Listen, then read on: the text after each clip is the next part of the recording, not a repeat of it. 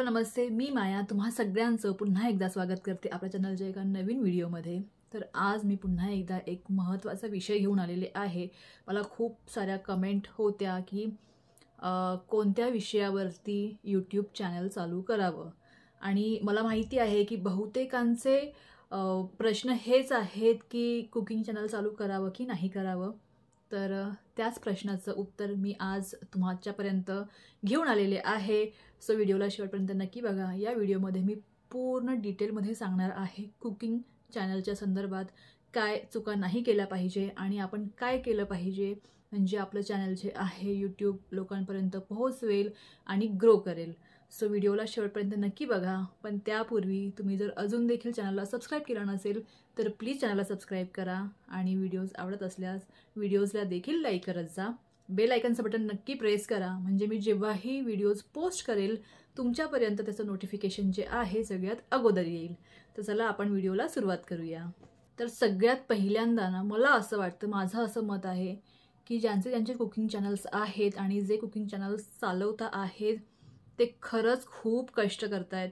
कारण की cooking channel चालवायचं म्हणजे खूप कष्ट आहेत। व्लॉगिंगमध्ये तेवढे कष्ट नाही आहेत, टेक चॅनल्स जेव्हा आपण सुरू करतो त्यामध्ये देखील एवढे कष्ट नाही आहेत। म्हणजे कंपेअर केलं कुकिंग चॅनलचं कंपेअर केलं तर म्हणते मी। त्यानंतर फॅशन ब्युटी जे काही असेल ना, मला पर्सनली असं वाटतं कुकिंग चॅनलमध्ये खरंच खूप खूप खूप कष्ट आहेत। तर का ते कष्ट आहेत आणि कुकिंग चॅनल का ग्रो होत नाही आहेत लोकांचे, त्या संदर्भातच आपण आज बोलणार आहोत। तर सगळ्यात पहिल्यांदा कुकिंग चॅनल खूप लोकांनी चालू केलेलं आहे, जसं की मी तुम्हाला अगोदरच्या व्हिडिओमध्ये देखील सांगितलेलं आहे। कोरोनामध्ये सगळ्यांनीच कुकिंग चॅनल सुरू केलेलं आहे। म्हणजे तुम्हाला प्रत्येक घरामध्ये एक यूट्यूबर असा दिसेल की त्यांनी कुकिंग चॅनल सुरू केलेलं आहे। आता आपल्या घरामध्ये आपण जेवण बनवतो, आपल्याला असं वाटतं की आपण जे बनवतो आहोत त्याचा एक छोटासा व्हिडिओ काढायला काय हरकत आहे ना, व्हिडिओ काढूया आणि पोस्ट करूया, झालं कुकिंग चॅनल आपलं तयार झालं। पण असं नाही आहे। तुम्ही जेव्हा एखादी डिश किंवा एखादी रेसिपी ज्यावेळेस शूट करताना त्यावेळेस काही गोष्टींचा खूप डिटेलमध्ये काही गोष्टी आपल्याला चेक कराव्या लागतात। मी जेव्हा सुरुवातीला माझं कुकिंग चॅनल सुरू केलं होतं त्यावेळेस मी अशाच खूप साऱ्या चुका केल्या होत्या। खूप म्हणजे खूप चुका केल्या होत्या, कारण की आपल्याला तेवढं नॉलेज नसतं सुरुवातीला की आपण काय करायला पाहिजे किंवा काय नाही करायला पाहिजे। तर आपल्याला काय करायला पाहिजे आणि आपल्याला काय नाही करायला पाहिजे त्याबद्दल मी आता बोलणार आहे।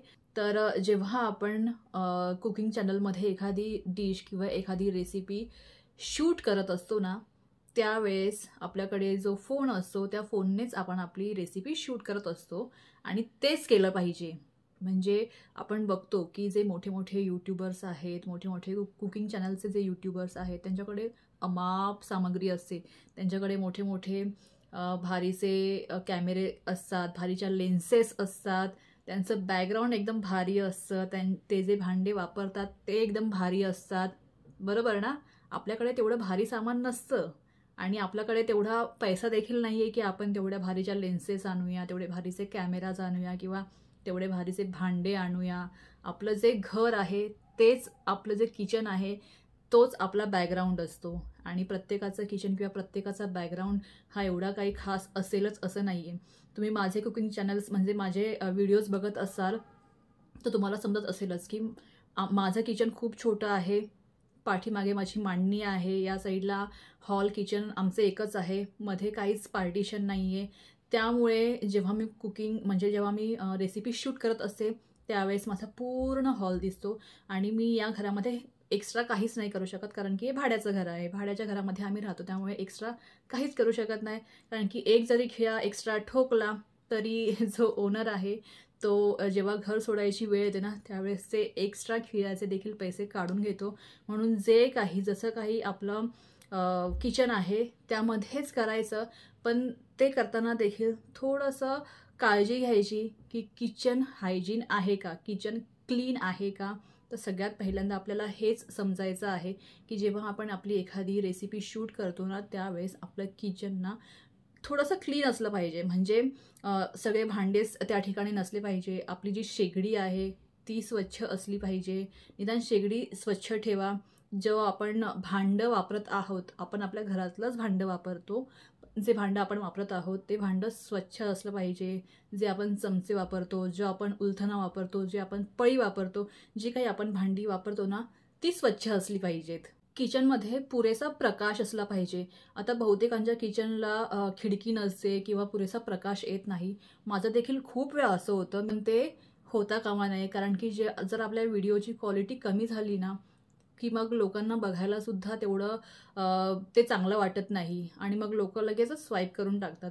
त्यामुळे व्हिडिओची क्वालिटी जर सुधारायची असेल, मोबाईल कोणताही असू देत, आता तरी मला वाटतं की प्रत्येकाकडे एक कॅमेराचा फोन, चांगल्या कॅमेराचा फोन, ॲटलिस्ट आपण फोटो काढण्यासाठी चांगला कॅमेरा घेतो आणि त्याच कॅमेराच्या व्हिडिओमध्ये जेव्हाही तुम्ही रेसिपी शूट करता, बॅक कॅमेरा असू दे किंवा फ्रंट कॅमेरा असू दे, त्याच्या लेन्सेस ज्या आहेत ना, प्रत्येक वेळेस पुसत जा.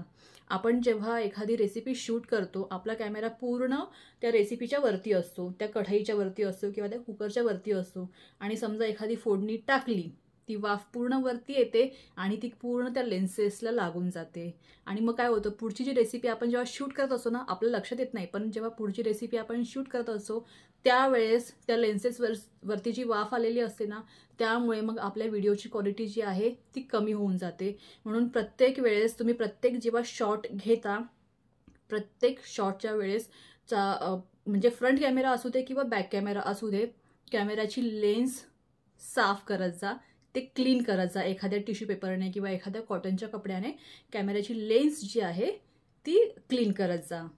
आता सुरुवातीला मी ना माझा चेहरा दाखवत नव्हते, मी फक्त रेसिपी शूट करत होते. तुम्ही जसे कम्फर्टेबल असाल तसं तुम्ही करा. पण मला असं वाटलं की जर आपण रेसिपी शूट करत आहोत तर आपण आपला चेहरा देखील दाखवायला पाहिजे. कारण की कधी असं होतं की बहुतेक वेळा मी असं बघितलेलं आहे, जे मोठे मोठे यूट्यूबर्स आहेत कुकिंग चॅनल्सचे, ते आपला चेहरा दाखवतात. कधी चेहऱ्यामुळे आणि जी आपण रेसिपी बनवत आहोत त्यांचा जेव्हा मेळ एक होतो ना, त्यावेळेस ते बघणाऱ्याला देखील खूप चांगलं वाटतं आणि आजकाल ना ते जास्त ट्रेंडिंगमध्ये आहे. सो जर तुम्हाला शक्य होत असेल तर चेहरा नक्की दाखवा आणि अशामुळे सबस्क्रायबर्स देखील वाढण्याची शक्यता असते. म्हणून मी मग काय केलं की पहिले काही महिने जे आहे ते मी असंच म्हणजे विदाऊट फेस दाखवताच कुकिंग करत होते.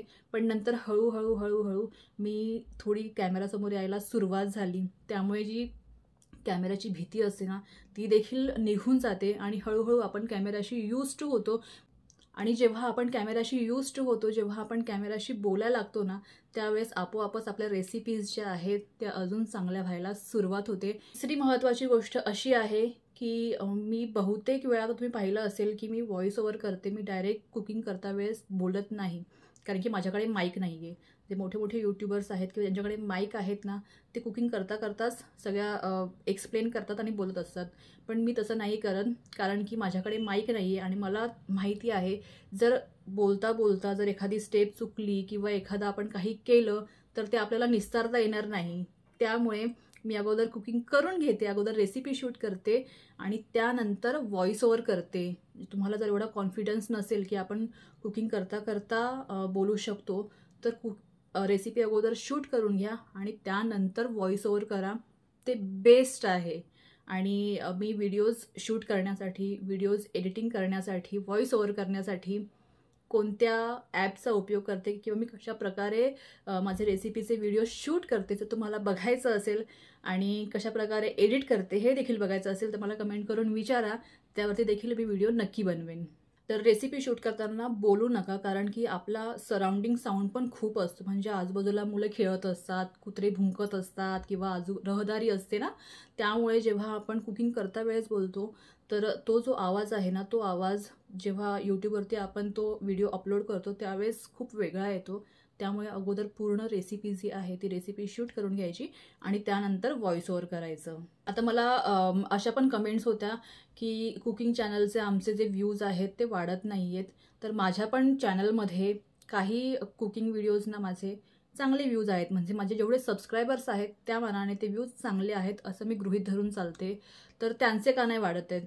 तर सगळ्यात महत्त्वाचं हेच आहे की जेव्हा आपण व्हिडिओ शूट करतो त्यावेळेस एखादा लाईट लावा किचनमध्ये की जो फोकस त्या कढाईवरती पडेल, किंवा मग दिवसामध्ये शूट करा, दिवसाचा जो उजेड असतो त्यामध्ये शूट करा, किंवा मग एखादी 250-300 रुपयाची रिंग लाईट येते, ती रिंग लाईट आणा. माझ्याकडे देखील रिंग लाईट नाही आहे. जो माझा खिडकीचा प्रकाश आहे आणि जो माझा किचनमधला छोटासा लाईट आहे त्यामध्येच मी व्हिडिओ शूट करते. पण मी आता रिंग लाईट घेणार आहे, कारण की त्यामुळे ना व्हिडिओची क्वालिटी वाढते, आणि व्हिडिओची क्वालिटी चांगली असेल की लोकांना बघायला चांगलं वाटतं. मग सगळं काही सगळ्यामध्ये आपण परफेक्ट नाही होऊ शकत. हळूहळू करूनच माणूस शिकतो. हळूहळू करूनच मी देखील शिकत आहे. म्हणजे कशाप्रकारे कॅमेरा पकडायचा आहे, स्टडी कॅमेरा पकडायचा आहे, कशाप्रकारे व्हिडिओ शूट करायचा आहे, हे सगळं मी हळूहळू शिकत आहे. आणि अजून म्हणजे शिकले आहे आणि अजून देखील शिकतच आहे, कारण की शिकणं ही आजन्म प्रोसेस आहे. प्रत्येक वेळेस काही ना काहीतरी नवीन आपल्याला शिकायला मिळतं. तुम्ही माझे जुने व्हिडिओ बघा आणि आताचे व्हिडिओ बघा, तुम्हाला म्हणजे असा फरक जाणवेल, जमीन आसमानचा फरक जाणवेल की एवढा फरक आलेला आहे, तो मला स्वतःला जाणवत आहे. आणि ज्यावेळेस मी कॅमेराशी बोलायला सुरुवात केली त्यावेळेस माझ्यामध्ये अजून जास्त कॉन्फिडन्स आला की कशाप्रकारे आपण अजून बोलू शकतो. ज्यावेळेस तुम्ही व्हॉइस ओव्हर करता त्यावेळेस तुमचा आवाज जो आहे स्पष्ट असला पाहिजे, म्हणजे जो ऐकतो त्याला देखील ती रेसिपी व्यवस्थित समजते. म्हणूनच सांगते की जर तुम्ही आता कुकिंग करताच बोलत असाल तसं करू नका. अगोदर शूट करून घ्या आणि नंतर व्हॉइस ओव्हर करा. ते खरंच खूप चांगलं वाटतं ऐकायला. म्हणजे जोपर्यंत आपल्याला कॉन्फिडन्स येत नाही तोपर्यंत निदान असंच करा. आणि मला खूप लोकांच्या कमेंट्स आल्या होत्या की कोणत्या विषयावरती आम्ही व्हिडिओ बनवायचे म्हणजे आम्हाला व्ह्यूज येतील. तर ट्रेंडिंग टॉपिक्सवरती तुम्ही व्हिडिओज बनवा. मी त्यांना हेच उत्तर दिलेलं आहे की ट्रेंडिंग टॉपिक्स, कुकिंगचं चॅनल आहे, ट्रेंडिंग टॉपिक काय असायला पाहिजे. आता मकर संक्रांत होऊन गेली तर ट्रेंडिंग टॉपिक हेच असणार आहेत की तिळगुळाचे लाडू कसे बनवायचे, तिळगुळाच्या चिक्क्या कशा बनवायच्या, बरोबर ना. म्हणजे ट्रेंडिंग टॉपिक जो आहे त्यावरतीच तुम्हाला व्हिडिओ बनवायचा आहे. तर आता ट्रेंडिंग टॉपिक आपल्याला कुठून समजणार, किंवा आपले सबस्क्रायबर्स काय बघायला उत्सुक आहेत हे आपल्याला कुठून समजणार, तर YT स्टुडिओमधून समजणार. तुम्ही YT स्टुडिओमध्ये जा, खाली ॲनालिटिक्स असतं त्यावरती क्लिक करा आणि वरती इन्स्पिरेशन किंवा ट्रेंड्स, आता ट्रेंड्स म्हणून दाखवत आहेत त्यावर क्लिक करा. तुम्हाला समजेल की तुमचे जे सबस्क्रायबर्स आहेत, तुमचे जे व्ह्यूवर्स आहेत ते काय बघायला उत्सुक आहेत, आणि त्या विषयाला घेऊन तुम्ही व्हिडिओ बनवा. जर फॅशन ब्युटी असेल तर नऊवारी साडी कशी नेसायची, मेकअप कसा करायचा, हलव्याचे दागिने कसे बनवायचे, किंवा हलव्याचे दागिने घालून मेकअप कसा करायचा, तर हे सगळे ट्रेंडिंग टॉपिक्स सध्या आहेत यूट्यूबवरती. ते घेऊन तुम्ही बनवा. हिवाळा सीझन आला, वेगवेगळे पराठे असतील, हलवा असेल, वेगवेगळ्या भाज्या असतील, कारण की हिवाळ्यामध्ये खूप साऱ्या पालेभाज्या मिळतात, हिवाळ्यामध्ये खूप साऱ्या फळभाज्या असतात, त्यांना घेऊन काही रेसिपीज करता येतील. कचोरी असेल, हे ट्रेंडिंग टॉपिक्स आहेत. तर याला धरून व्हिडिओ बनवा. म्हणजे हे खूप साऱ्या अशा ट्रेंडिंग टॉपिक्स असतात पण ते आपल्याला समजत नाहीत, आणि आपण काय करतो, जे घरामध्ये बनवत आहोत तेच बनवून टाकतो. त्यातही काही वावगं नाही आहे, पण थोडंसं त्याला क्वालिटी असली पाहिजे. आता आपण पोहे बनवत आहोत तर पोहे बनवताना काय काय त्यामध्ये सामग्री टाकत आहोत हे सगळं स्टेप बाय स्टेप शूट करा, म्हणजे तुम्हाला ते देखील व्यवस्थित यूट्यूबवरती अपलोड करता येईल. आणि ह्या सगळ्या चुका मी केलेल्या होत्या. म्हणजे माझी व्हिडिओ क्वालिटी चांगली नसायची, कारण की मी लेन्स क्लिअर नाही करायचे, माझा व्हॉइस ओव्हर त्यावेळेस अजिबातच चांगला नव्हता. म्हणजे मी आता जेव्हा ऐकते ते व्हिडिओज तेव्हा मला समजतं. आता मी इम्प्रूव्हमेंट करत आहे. त्यानंतर कॅमेऱ्याचा अँगल कसा असायला पाहिजे यावर मी लक्ष नाही द्यायचे, आता त्यावरती देखील मी लक्ष द्यायला सुरुवात केलेली आहे. आणि आता मी स्वतःला देखील दाखवते व्हिडिओमध्ये. तर प्रत्येक वेळेस कॅमेराचा अँगल मला चेंज करावा लागतो, तर तो कॅमेराचा अँगल मी कशा प्रकारे मॅनेज करते हे देखील मी आता शिकलेले आहे. आणि तुम्हाला हे सगळं बघायचं असेल तर मला कमेंट करून सांगा, मी माझे व्हिडिओज कसे शूट करते ते नक्की दाखवेल. तर अशा प्रकारे ना खूप साऱ्या अशा गोष्टी आहेत की तुम्ही कोणत्या विषयावरती व्हिडिओज बनवायला पाहिजे, तुम्ही कॅमेरा कसा ठेवला पाहिजे, व्हिडिओची क्वालिटी कशी असली पाहिजे, व्हॉइस ओव्हर कसा असला पाहिजे, त्यानंतर किचनमध्ये लाईट किती प्रमाणात असली पाहिजे, हे सगळे विषय ना खरंच खूप महत्त्वाचे असतात. आणि जेव्हा तुम्ही अशा प्रकारे हळूहळू का होईना इम्प्रूव्हमेंट करताना त्यावेळेस यूट्यूब देखील लक्ष देतं आणि त्याला देखील असं वाटतं की खरंच समोरचा जो यूट्यूबर आहे तो कष्ट करत आहे, स्वतःचा टाईम त्यामध्ये टाकत आहे आणि हळूहळू यूट्यूब जे आहे लोकांपर्यंत तुमचं चॅनल पोचवायला सुरुवात करतं. पण एका महिन्यामध्येच, एका हफ्त्यामध्येच तुम्ही विचार करता की मी 3 व्हिडिओज टाकलेत एका हफ्त्यामध्ये, किंवा मी पूर्ण हफ्ता व्हिडिओ टाकलेले आहेत, की मी पूर्ण महिना व्हिडिओ टाकलेले आहेत, तरी देखील मला व्ह्यूज येत नाही आहेत, तर मग तुम्ही खूपच उतावळे झालेला आहात. असं नाही करायचं, कारण की यूट्यूबला देखील तुमचं चॅनल जे आहे ते बघायला, त्याचं ॲनालिटिक्स करायला, तुम्ही कशाप्रकारे व्हिडिओ टाकत आहात ते सगळं बघायला वेळ लागतो. आणि तुमचे सबस्क्रायबर्स किती प्रमाणात चॅनल बघत आहेत हे यूट्यूब बघतं. त्यानंतर तुमचं चॅनल जे आहे ग्रो व्हायला सुरुवात होते. आणि यूट्यूबच्या पॉलिसीमध्ये स्पष्ट लिहिलेलं आहे, तुम्हाला लगातार 6 महिने व्हिडिओज टाकायचे आहेत. लगातार म्हणजे हफ्त्यामध्ये 3 दिवस टाका, 4 दिवस टाका, पण ते नित्यक्रम तसाच चालू ठेवा. त्याला मध्ये गॅप नका आणू देऊ.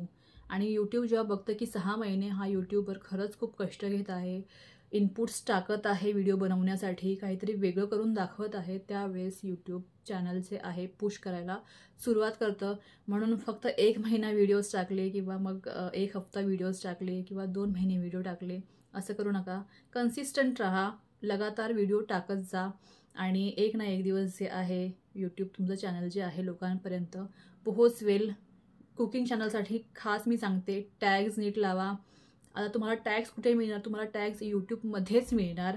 यूट्यूब जेव्हा आपण सर्च करतो ना की गाजरचा हलवा कसा बनवायचा, खूप सारं खाली लिहून आलेलं असतं.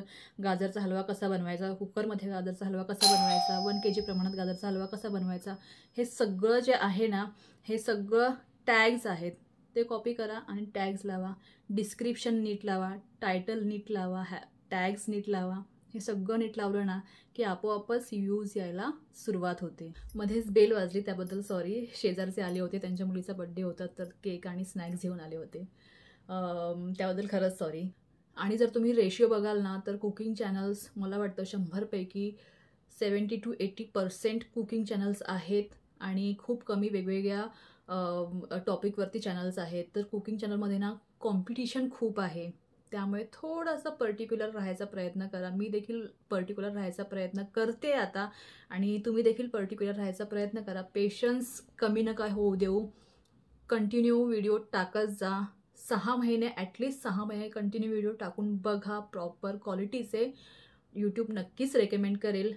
आणि मला वाटतं की मी खूप साऱ्या प्रश्नांची उत्तरं या व्हिडिओमध्ये देण्याचा प्रयत्न केलेला आहे. मी काय चुका केलेल्या आहेत, त्यामधून मी कशी शिकत गेलेले आहे हे देखील सांगण्याचा प्रयत्न केलेला आहे. कुकिंग यूट्यूब चॅनलमध्ये काय एवढे कष्ट आहेत माहिती आहे का? कारण की आपला एका रेसिपी मागे ना पूर्ण दिवस जातो.